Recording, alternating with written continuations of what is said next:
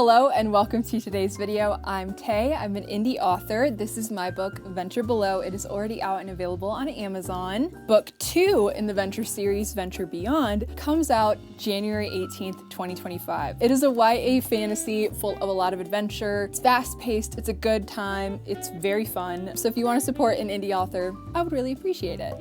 But you came here today to see what an indie author's writing setup looks like.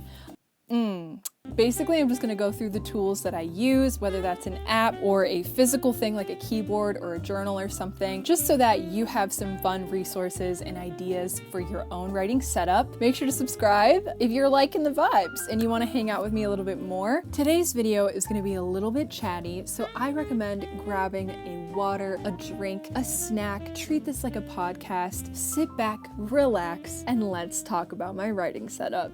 First and foremost, I gotta say, these printed versions of my book, I keep them up here on my desk at all times, and I would consider that a part of my writing setup because they inspire me, they haunt me, they encourage me, they remind me. I highly recommend getting your books printed either using Amazon or I know you can use, I'll put it right here, I can't remember the name. There are a couple websites that you can use and it'll only cost you a little bit, but to have your draft in like a book format, there's nothing quite like it. Recommend that. I think I'm just gonna start with the basic thing in case you're curious and wanna know. I use this MacBook.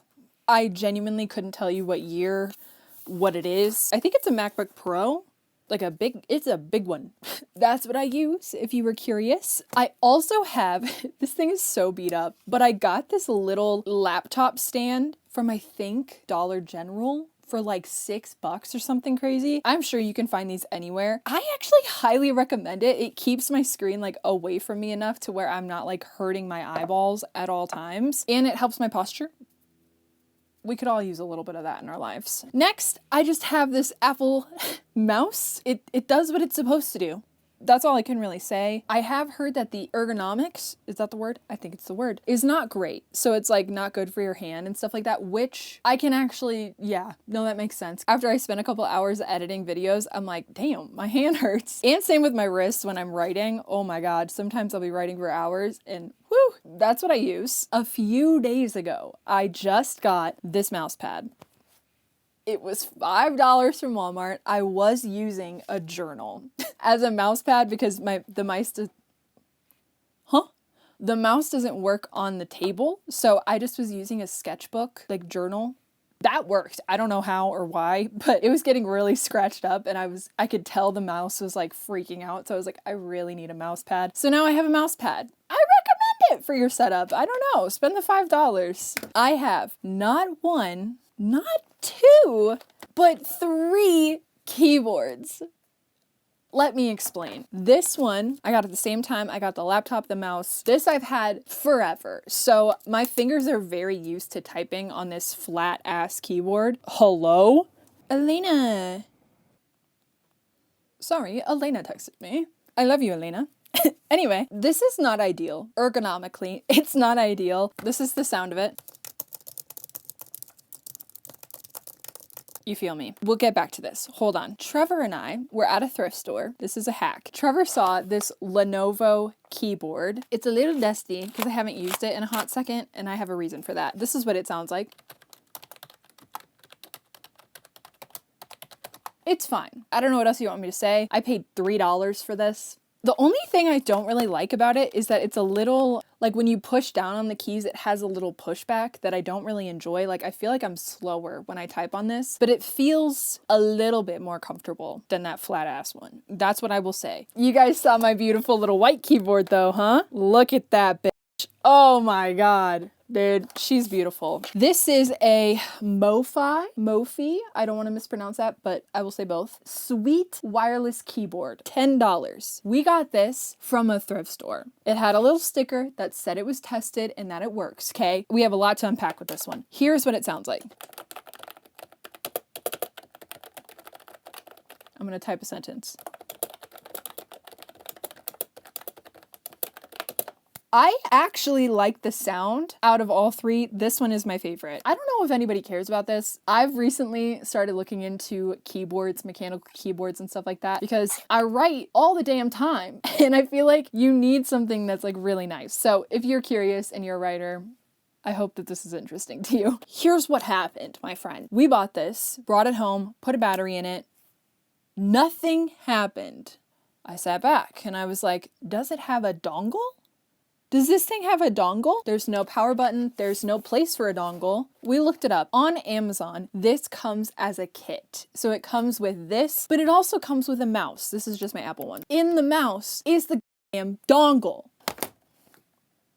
There we were. Trevor is super, super techie. He also knows just everything about anything. So he was like, well, if we buy another mouse and it comes with a dongle, it could potentially be on the same frequency, yada, yada. So we bought a little mouse from Walmart. It didn't work. So we're going to return that mouse. And also it's like itty tiny. I do not recommend the mice from Walmart at all. Just save your money and get a good quality mouse. That's what I'm gonna do. Back to this keyboard. So now it is just a useless, beautiful keyboard that I cannot use. But Trevor did find out that you can buy the dongle separately for like 10 bucks. So I wanted to have that by this video. I just didn't make the call because there's a couple other things that we want to like buy all at the same time on Amazon. That is the story. And someday I hope to dive on this very, very soon because it's just beautiful. I like the white. I think it's really clean. I like the sound. I like the feel. That is why I have still been using this one. Not really though, because the biggest problem for me is that it has this Windows button, and on the Mac one, that is like Command Option Control. And I'm so used to going to those like quick shortcut keys when I'm editing videos that when I tried editing on this one, I almost lost my mind. I have been using this one to edit videos, and honestly, I just didn't take the time to like reconnect this black one to do writing. So I've just been using this again for everything. I don't love that for me, but I type so much faster on this one than I do the black one. So it's like, whatever, dude. I'm pretty sure we are going to get rid of the black one once we get the dongle for this one. The only sad thing is the buttons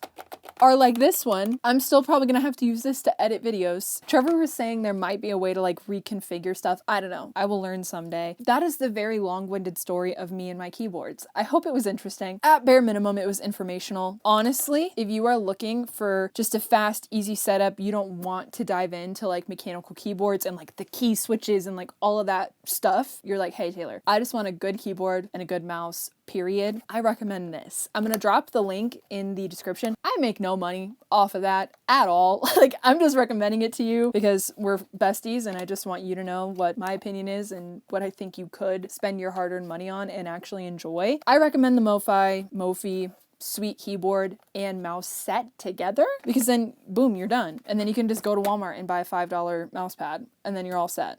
That is enough keyboard talk. Let me put these away. So now you know what I use. Another thing, I always have a cup of coffee beside me and my water bottle full of amazing, incredible stickers from all over the country. Now we're gonna move on to like journals and whatnot. I have this book, Writing Down the Bones, Freeing the Writer Within. I never dog ear stuff, and this did something to my soul, but I did dog ear certain pages that have like writing prompts. I highly recommend this book. It is incredibly inspirational. If you just need a kick in the ass to start writing, period, I think you should get this. I got this from Powell's in Portland, and it was a spiritual experience for me. Then I have this journal, which is like my journal. I have some writing stuff in it. No, I don't. I'm lying. I have one page, which is my 24-hour writing challenge. I did that. Not once, but I did it twice.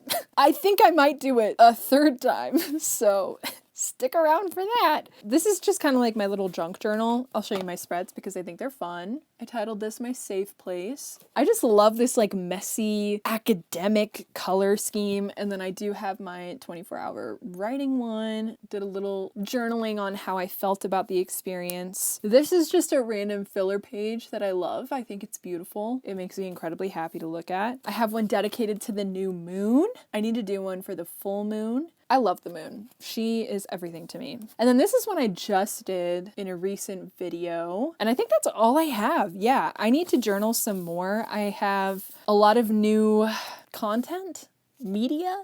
Whatever the stuff like you would call like the little pieces you add in here. I have a lot of new vintage books and magazines that I can cut up and like put in here. So I'm excited about that. Then I have my planner, but I keep track of like videos. Wow. I just flipped to January and I see the like Venture Beyond publication in the calendar and it's freaking me out. I recommend a planner. You should have a planner. Last but certainly not least, this is my writing journal. This is specifically influenced by this book. She talks about getting a composition notebook and filling up the page. Please don't actually pause and read this because this is my like inner thoughts and feelings and emotions. I probably shouldn't even show you this actually. These are not tears, by the way. I spilt coffee on it intentionally because I thought it'd be fun and it would look cool. And you know what? I was right. It's so dumb, but I had a good time, so whatever.